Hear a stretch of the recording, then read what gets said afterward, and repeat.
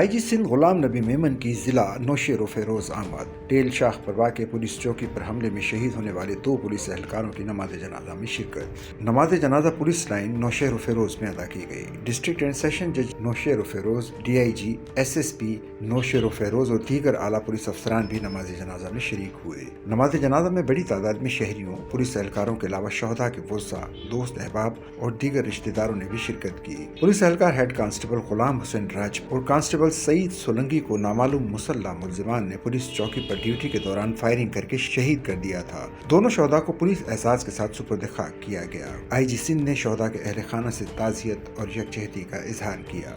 Sachal news net work کی videos میں خوش آمدید۔ ناظرین، ویڈیو سے متعلق اپنی قیمتی رائے کا اظہار کمنٹ باکس میں ضرور کریں اور چینل کو سبسکرائب کریں۔